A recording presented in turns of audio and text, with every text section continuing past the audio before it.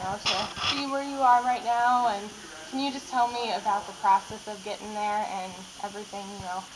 Well, it has been my lifelong dream to be Miss Illinois and grace the Miss America stage, so I like to say right now I'm basically living my lifelong childhood dream.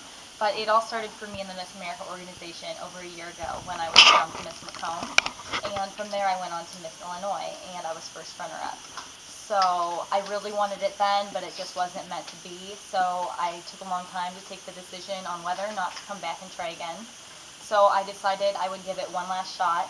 I'd go for a second round at Miss Illinois, and that I would spend the entire year devoted and preparing to fulfill this job position. And if it didn't happen, it wasn't meant to be, and I would be done with pageants forever.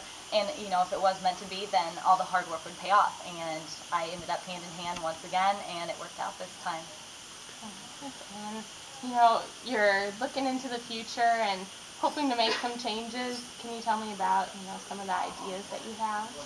Well, my platform has kind of molded from e-change into the heptathlon of healthy habits, which still includes my passion for fitness and nutrition, working with kids and adults alike, but we're also pulling in, it's 7 pillars as a heptathlon.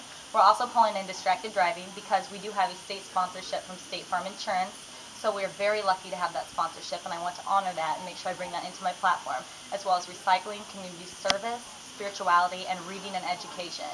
So this will really prepare me to be able to go into the schools and have a lot to talk about, a lot to touch on, as well as character counts, which is also a staple for the Miss Illinois organization.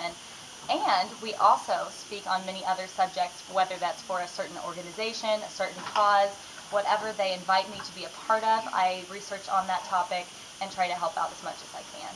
So what do you do for the next 6 months in preparing for Miss America?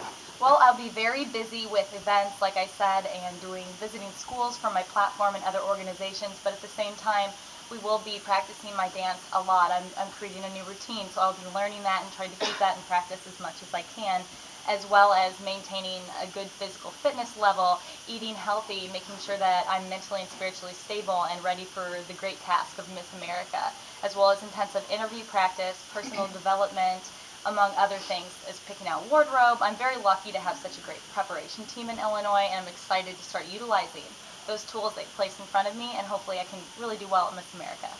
Has it been a little overwhelming? It has been a little overwhelming, but I must say this has been my dream for a very long time, so I've prepared myself for the job very well. So I think I've adapted quite nicely, and it's been a smooth ride, no anxiety. It's been great. I've enjoyed every single minute of it, and it's exactly what I thought and hoped it would be, plus more. All right, and all these little girls are probably looking up to you and idolizing you. What advice would you have for people who are wanting to kind of follow in your footsteps? I would just say you have to follow your dreams and not be afraid to take that step out of the box. A lot of people, when I started doing pageants, didn't think I could do this. I could not go to that big level because I am from a small town. No one had done anything like this before, but you just can't be afraid to break that mold and say, I'm going to do this. I'm going to audition for this dance team. I'm going to be a movie star. I'm going to try to be a professional athlete. You can't be afraid that if that's in your heart and that's what you want, if you work for it and it's in God's will, it'll happen for you.